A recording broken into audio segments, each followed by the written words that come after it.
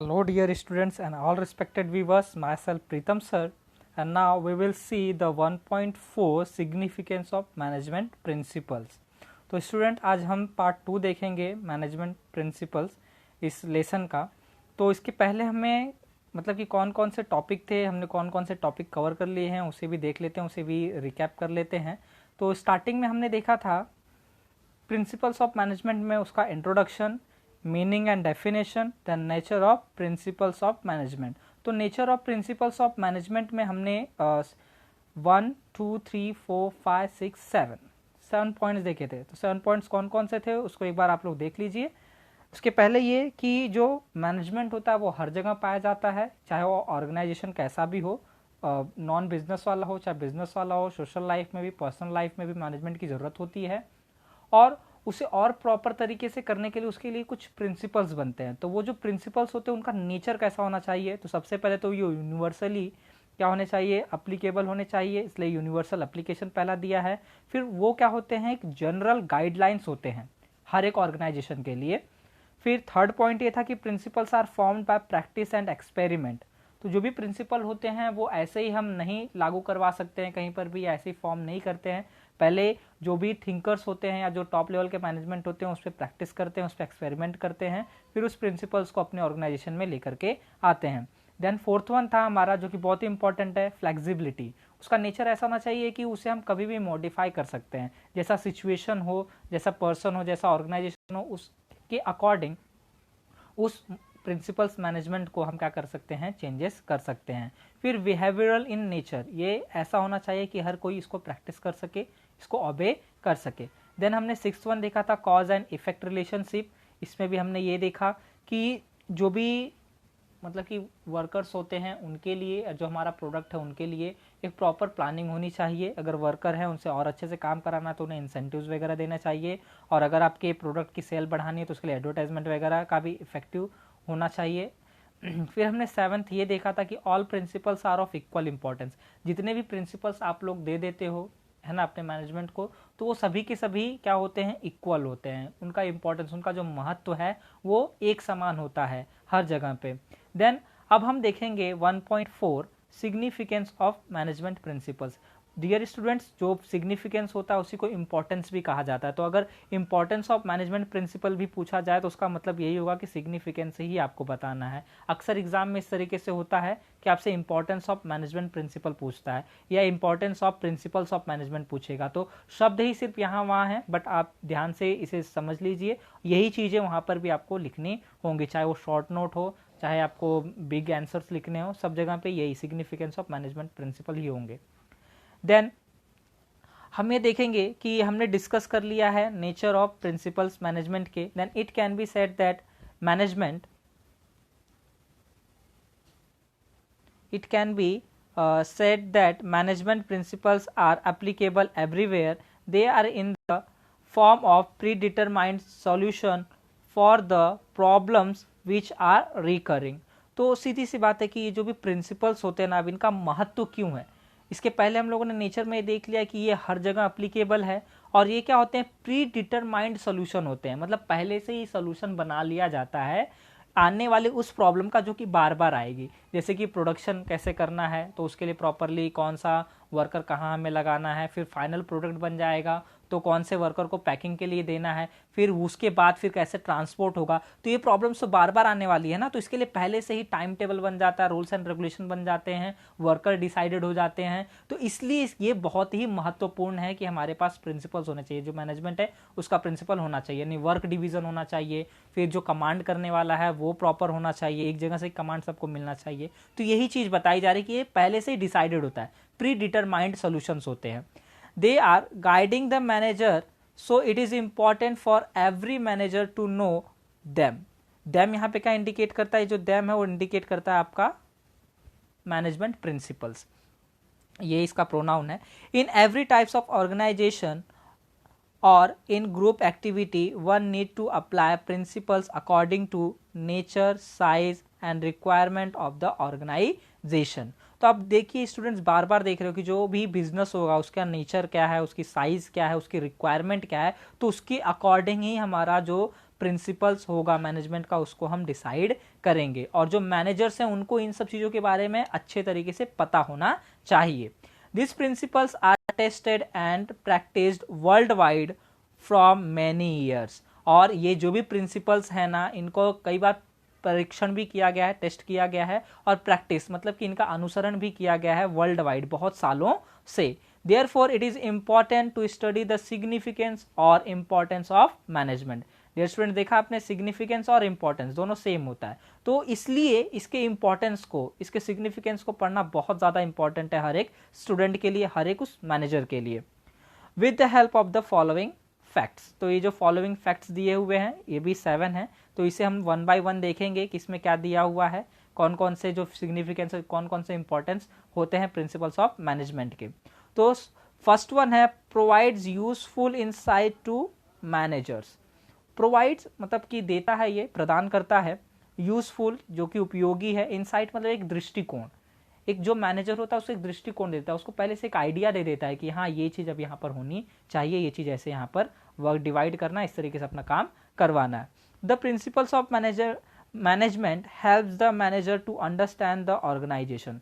सीधी सी बात है, जैसे उनको गाइडलाइंस मिल जाएगी, यानी कि प्रिंसिपल्स उनको मैनेजमेंट के पता चल चुके, उनके जो भी सिद्धांत है पता चल चुके हैं, तो वो उस ऑर्गेनाइजेशन को भी बहुत बेहतर तरीके से समझ पाएंगे।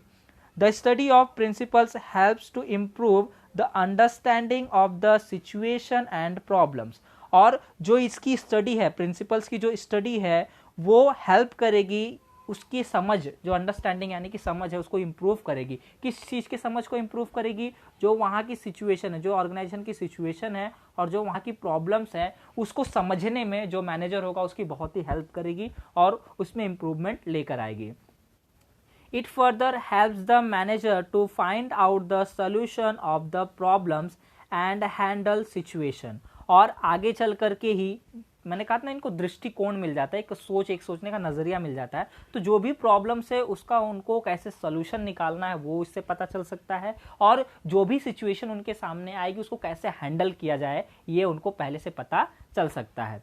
Management principles are an outcome of the experience of various professional people, और जो हमारा मैनेजमेंट प्रिंसिपल्स होता है ना वो आउटकम होता है, आउटकम मतलब रिजल्ट, वो रिजल्ट है, किस चीज़ का रिजल्ट है? जो भी वेरियस प्रोफेशनल पीपल्स है ना उनके एक्सपीरियंस का, जो लोग वहाँ पे वर्क कर रहे हों या फिर जो उन्होंने सिस्टमैटिक स्टडी की हुई है उस चीज़ के बारे में, तो उनका जो एक निष्कर्ष निकलता है वही हमारा होता है मैनेजमेंट प्रिंसिपल्स।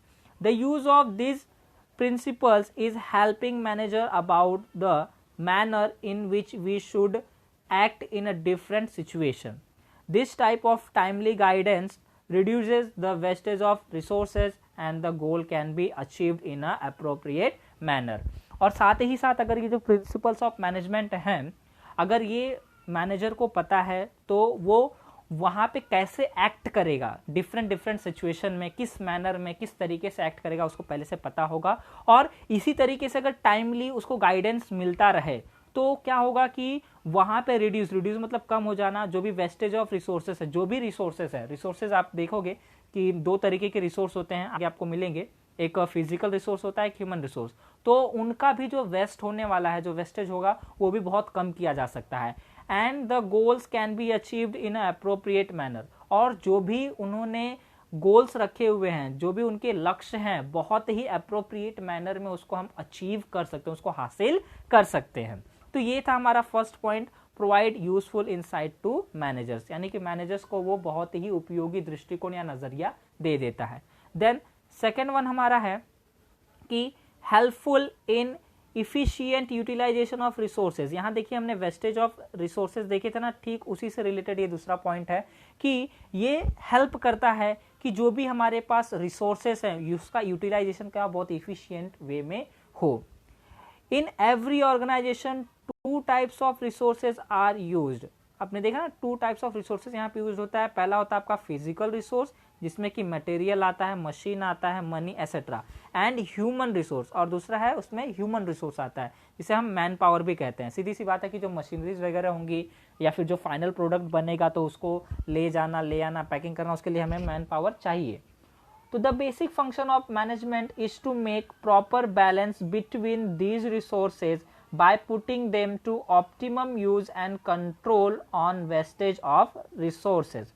तो सीधी सी बात है कि सबसे बेसिक फंक्शन यानी कि कार्य मैनेजमेंट का सबसे कह सकते हो आधारभूत कार्य ये होना चाहिए कि इनके बीच में प्रॉपर वो बैलेंस बनाए। जो भी उनके पास रिसोर्सेज है, चाहे मशीनरीज हो, मनी हो, चाहे ह्यूमन रिसोर्स हो, उनके बीच में एक प्रॉपर बैलेंस बनाए और उनको इस तरीके से यूटिलाइज करे कि उनका ऑप्टिमम यूज हो, मतलब अधिक से अधिक उनका उपयोग कर सके और उनके ऊपर ऐसा कंट्रोल हो कि उनका जो वेस्टेज है यानी कि जो उनको मतलब कि ऐसे ही वेस्ट होंगे वो कम से कम हो। While maintaining discipline and a healthy working environment, management always use techniques and principles।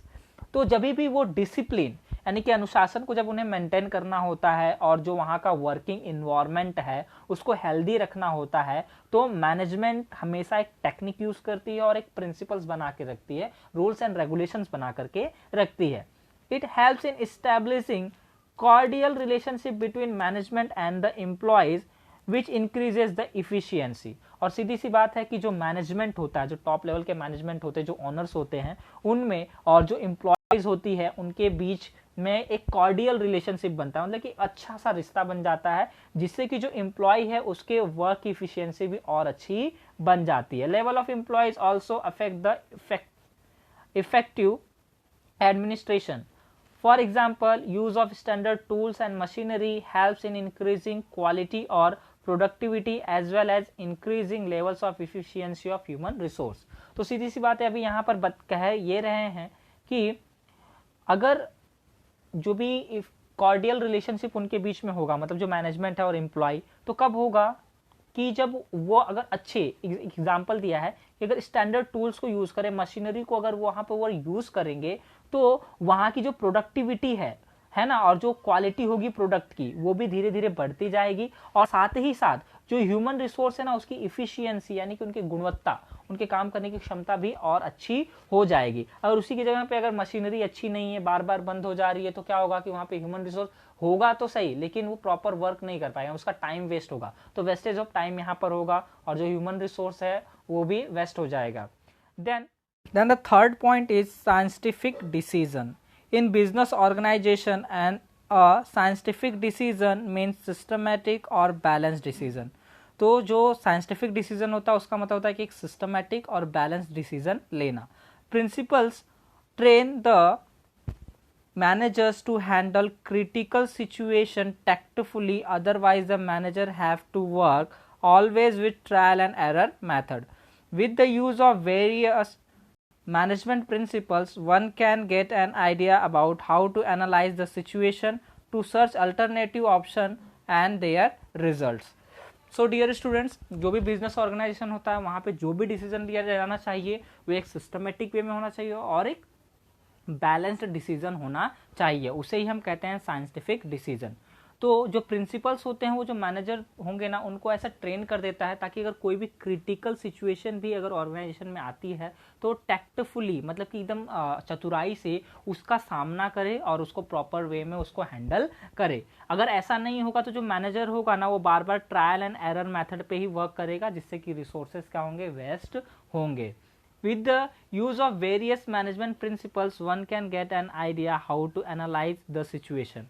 और जो भी principles होते हैं, management principles होते हैं, अगर different management principles को use करके वो इस idea को पा जाएगा कि situation को कैसे हमें analyze करना है और कैसे alternative option ढूंढना है और उनका क्या रिजल्ट आने वाला है ये भी हमें पता चल जाता है। तो मैनेजमेंट ऑफ प्रिंसिपल्स का ये भी एक महत्व है, ये भी एक सिग्निफिकेंस है कि जो भी वो डिसीजन लेंगे वो साइंटिफिक डिसीजन होगा यानी कि सिस्टमैटिक और बैलेंस डिसीजन होगा। देन फोर्थ वन है अंडरस्टैंडिंग सोशल रिस्पॉन्सिबिलिटी। ये भी स्टूडेंट्स आजकल के दौर में जो मॉडर्न एरा चल रहा है उसमें सोशल रिस्पॉन्सिबिलिटी को समझना भी बहुत ज़्यादा इंपॉर्टेंट है। तो प्रिंसिपल्स ऑफ मैनेजमेंट या मैनेजमेंट प्रिंसिपल्स का जो इंपॉर्टेंस है, जो सिग्निफिकेंस है उसमें ये बहुत ही इंपॉर्टेंट है।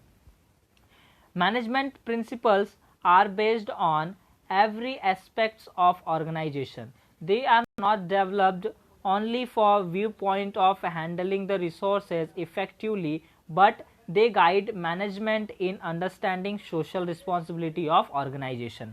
तो जो मैनेजमेंट प्रिंसिपल है वो सिर्फ क्या होता है ना कि वो ऑर्गेनाइजेशन के हर एक एस्पेक्ट, हर एक पहलू के लिए ज़रूरी है उसके ऊपर ही जो प्रिंसिपल्स बनते हैं हर एक पहलू को देख करके ही बनते हैं। और वो सिर्फ इसीलिए नहीं बनते हैं कि हम किस तरीके से जो भी ऑर्गेनाइजेशन है उसके रिसोर्सेज को कैसे हैंडल करेंगे, कितना इफेक्टिवली हैंडल करके प्रोडक्शन बढ़ाएंगे, प्रॉफिट पाएंगे, सिर्फ इतना ही नहीं रहता।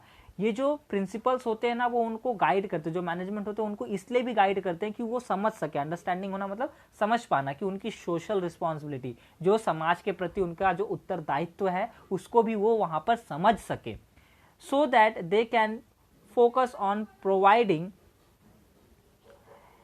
quality product at reasonable price, avoiding artificial monopolistic situation in market, fair competition, fair remuneration, change in environment, healthy working place, standard tools and machinery एसेट्राज।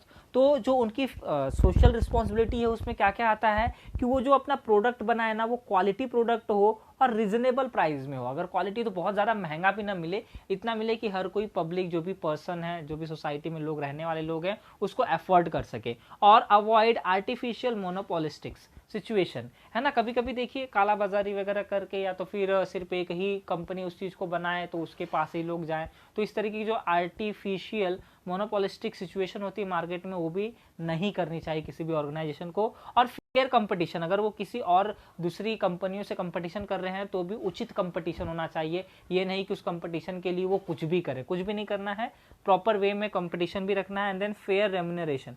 Remuneration मतलब मैंने आपको बताया था जो भी वर्कर्स होते हैं, है ना, उनको सैलरी देना, वेजेस देना। तो वो जो वेजेस और सैलरी वो भी उचित मात्रा में हो कि भैया जो जितना काम कर रहा है उसको उतना पैसा मिले ताकि उसकी जो भी ज़रूरतें वो पूरी हो सके। चेंज इन इन्वायरमेंट, ये भी बहुत इंपॉर्टेंट है। और जो हेल्दी वर्किंग प्लेस है, मतलब जहाँ पे भी जो वहाँ के वर्कर वर्क कर रहे हैं वो प्लेस भी कैसा होना चाहिए कि बहुत ही अच्छा, वहाँ का इन्वायरमेंट अच्छा होना चाहिए। और उनके पास स्टैंडर्ड टूल्स एंड मशीनरी होनी चाहिए। ये आती है उनके सोशल रिस्पॉन्सिबिलिटीज़ में। एंड देन फिफ्थ वन है हमारा encourages research and development, R&D। ये भी बहुत इंपॉर्टेंट है। R&D करना हर एक ऑर्गेनाइजेशन के लिए, रिसर्च करके डेवलपमेंट करना बहुत इंपॉर्टेंट होता है, क्योंकि जैसे जैसे एरा चेंज हो रहा है, जैसे जैसे सिचुएशन बदलती जा रही है तो चीज़ें क्या होती हैं, बदल रही हैं, तो उनके बारे में हमें पता करना है, फिर उसके ऊपर हमें डेवलपमेंट करना चाहिए। Principles of management are dynamic, their nature goes on changing along with the changes in the business world। तो वो डायनामिक होते हैं और जैसे जैसे बिजनेस वर्ल्ड में चेंजेस होते हैं तो उनके अंदर भी चेंजेस आते रहते हैं। Over the years they have developed to suit the current needs, it enables the manager to bring consistent improvement in them। तो जो भी पहले ये हुआ करता था ओवर द ईयर्स, यानी कि बहुत साल पहले से इस चीज़ को डेवलप करके रखा गया है ना, कि करंट नीड क्या है, इस समय की आवश्यकता क्या है, उस आधार पे इसको डेवलप किया गया है। और ये इनेबल कर देता है मैनेजर को, है कि नहीं, कि वो कंसिस्टेंटली इंप्रूवमेंट लेकर के आए। जो भी प्रिंसिपल्स ऑफ मैनेजमेंट हैं उनके अंदर, यहाँ पे जो देम है वो प्रिंसिपल्स ऑफ मैनेजमेंट है, तो उनके अंदर जो भी मैनेजर्स हों वो लगातार उसमें इंप्रूवमेंट लेकर के आते रहें।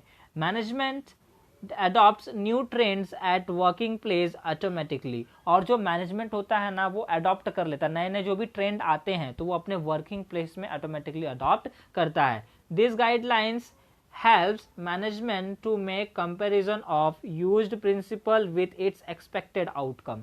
और जो गाइडलाइंस आते हैं ना वो हेल्प कर देते हैं मैनेजमेंट को ये कंपैरिजन करने में कि भाई जो उन्होंने प्रिंसिपल्स यूज किए हैं और जो उनका एक्सपेक्टेड आउटकम था, यानी कि जो उनका रिजल्ट उन्होंने सोचा था, क्या वो ऐसा रिजल्ट आया है क्या। यदि नहीं आया है तो उस प्रिंसिपल्स में वो क्या करेंगे, मॉडिफिकेशन करेंगे, उसमें थोड़ा बहुत चेंजेस करेंगे। If needed, management can modify the principles according to situation, as the management is having liberty to take the decision at their own। सीधी सी बात है, अभी मैंने आपसे कहा कि यदि उन्होंने अपना एक रिजल्ट सोचा था कि ये रिजल्ट आएगा बट उससे वो रिजल्ट नहीं मिला तो वो उसमें क्या कर सकते हैं, मॉडिफिकेशन कर सकते हैं, वो उस प्रिंसिपल्स को मॉडिफाई कर सकते हैं सिचुएशन के अकॉर्डिंग। और क्यों ऐसा कर सकते हैं, क्योंकि जो मैनेजमेंट है ना उनके पास लिबर्टी होती है, उनके पास इतना कहते हैं ना कि छूट होती है उनमें कि भाई वो डिसीजन ले सकते हैं, वो एक निर्णय ले सकते हैं अपने आप से कि भाई हमें इस प्रिंसिपल को चेंज करना चाहिए। ये कोई गवर्नमेंट का ऐसा एक्ट नहीं होता कि इसको चेंज नहीं कर सकते, वो अपने से ही उस प्रिंसिपल को चेंज कर सकते हैं।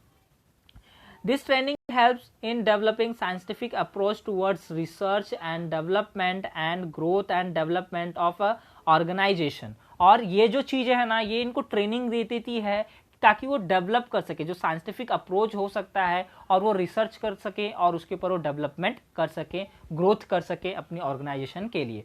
For example, R&D department always works on finding new techniques in the field of production, finance, marketing and human resource.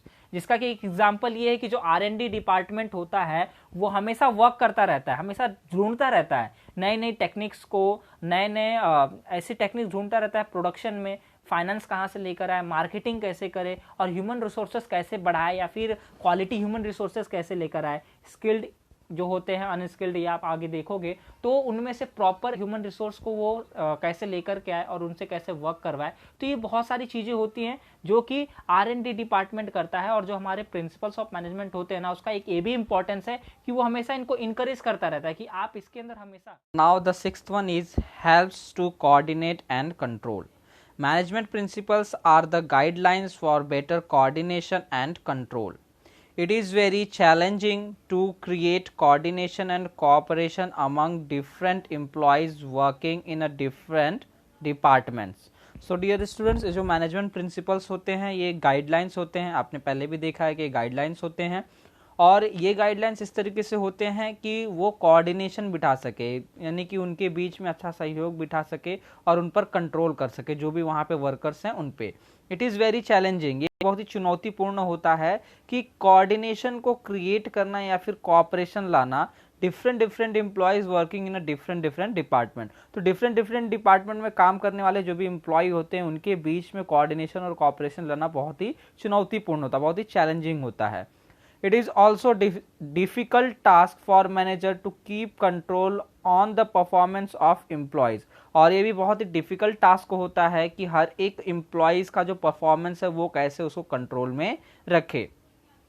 Management principles offers suitable system while establishing coordination and control। और जो management principles होते हैं, जो भी उसके सिद्धांत होते हैं, जो भी उसके गाइडलाइंस होती हैं, वो एक सुटेबल सिस्टम होता है इस्टेब्लिश करने के लिए जो भी वर्कर्स हैं उनके बीच में कोऑर्डिनेशन और उनके ऊपर कंट्रोल रखने के लिए।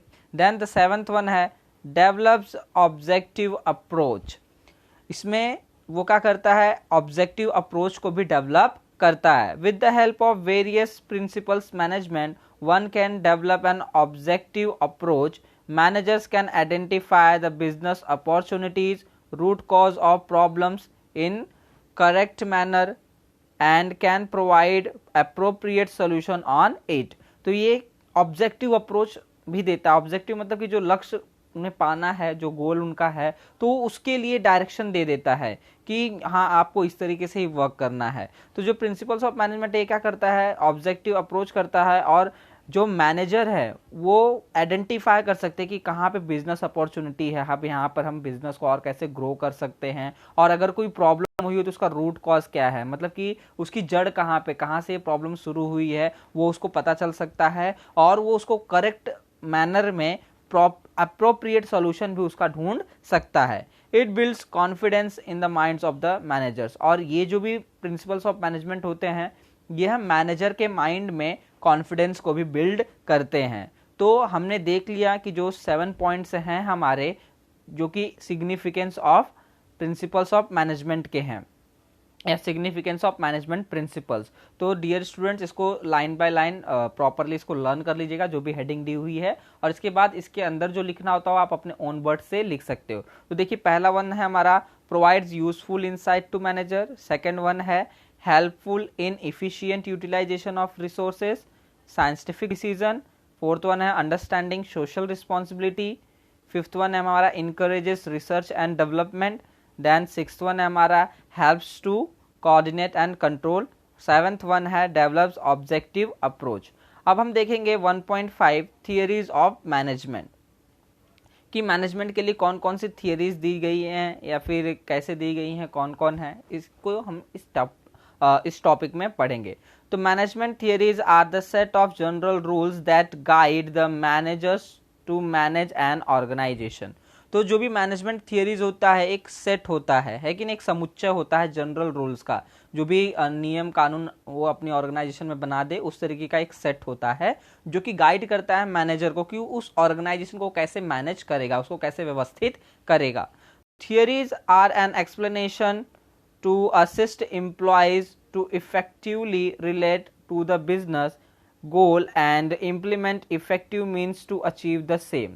तो ये जो थियरीज होती है ना, वो एक्सप्लेन कर देती है, मतलब कि समझा देती है। जो भी उनके असिस्ट एम्प्लॉयज होते हैं, जो भी वर्कर्स वगैरह होते हैं, उनको ये चीज़ को अच्छे तरीके से समझा देती है कि हमारे बिजनेस का गोल क्या है, हमारे बिजनेस का गोल क्या है, और साथ ही साथ उनको इम्प्लीमेंट कैसे करना है इफेक्टिव तरीके से, ताकि हम उसे अचीव कर सके। अचीव द सेम मतलब जो गोल हमारा डिसाइडेड हुआ है बिजनेस के लिए, उसको हम कैसे अचीव करें इफेक्टिव वे में। ये सारे का सारा एक्सप्लेनेशन कहाँ से हमें मिल जाता है? मैनेजमेंट की जो थियरीज होती हैं उनसे मिल जाता है।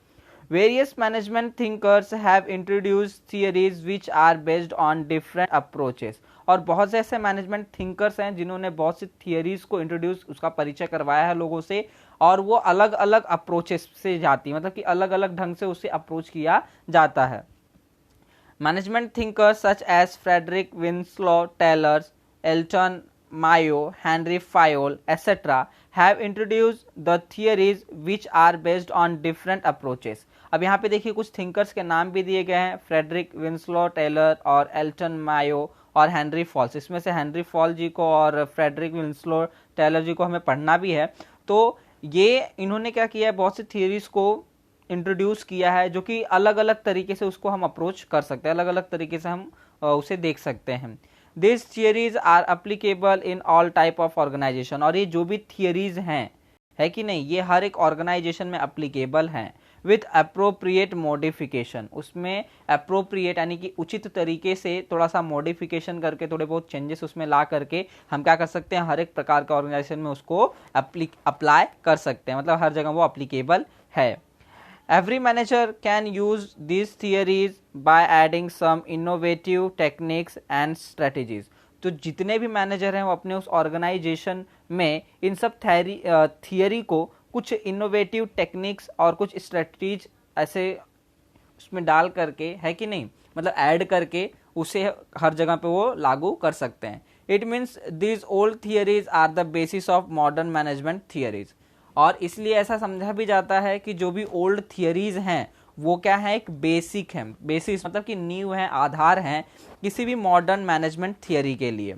Organisation, workforce and society are facing some common problems such as centralisation of authority, stress, low motivation, environmental issues, behavioural problem, health problem, work life balance, then accountability etcetera. और आज जो ऑर्गेनाइजेशन है और जो वर्कफोर्स है, साथ ही साथ जो सोसाइटी है, वो कुछ प्रॉब्लम्स, जो समस्याएं हैं, एक ही जैसी प्रॉब्लम्स को क्या कर रही हैं, फेस कर रही हैं। जैसे कि सेंट्रलाइजेशन ऑफ अथॉरिटी होता है ना, कि किसी एक के पास ही अधिकार हो किसी भी चीज़ को मतलब कि डिसीजन लेने के लिए, निर्णय लेने के लिए, तो ये भी एक प्रॉब्लम दे देती है। क्योंकि जब अगर बड़ी ऑर्गेनाइजेशन है तो हम हर बार मतलब कि एकदम जो टॉप लेवल के मैनेजर हैं या फिर जो ओनर है उनके पास ही नहीं जा सकते, तो सेंट्रलाइजेशन भी एक तरीके का प्रॉब्लम है। फिर जो स्ट्रेस होता है, लो मोटिवेशन, जो उनके वर्कर्स वगैरह हैं उनको लो मोटिवेशन मिलता है। इन्वायरमेंटल जो इशू है वो, बिहेवियरल प्रॉब्लम है वो, फिर हेल्थ प्रॉब्लम, ये बहुत ज़्यादा अगर अच्छा हाइजेनिक प्लेस ना हो, प्रॉपर वे ना हो या फिर प्रॉपर प्लेस ना हो तो भी प्रॉब्लम्स। तो वर्क और लाइफ बैलेंस, फिर अकाउंटेबिलिटी, ये सब जो भी प्रॉब्लम्स है ऑर्गेनाइजेशन के साथ साथ जो सोसाइटी है वो भी फेस कर रही है। accountability etc. theories of management definitely provide solution in such issue to the management people। और ये जो थियरीज ऑफ मैनेजमेंट है ना, डेफिनेटली वो सोल्यूशन प्रोवाइड करती है इन सभी इश्यूज के लिए। जो भी मैनेजमेंट के पीपल लोग होते हैं, जो भी उस ऑर्गेनाइजेशन को रन कर रहे होते हैं या तो फिर उस सोसाइटी से रिलेटेड होते हैं, तो उनको कहीं ना कहीं एक सोल्यूशन ये दे देती है जो हमारे पास थियरीज होती हैं। सो डियर स्टूडेंट्स, इसके बाद हेनरी फायल जी का है, तो आज हम इतना ही पढ़ेंगे। ये हमारा पार्ट 2 है, हमने पार्ट 2 का एक्सप्लेनेशन देख लिया है और बहुत ही जल्द हम पार्ट 1 और पार्ट 2 के एक्सरसाइज को भी देखेंगे। So dear students, we will B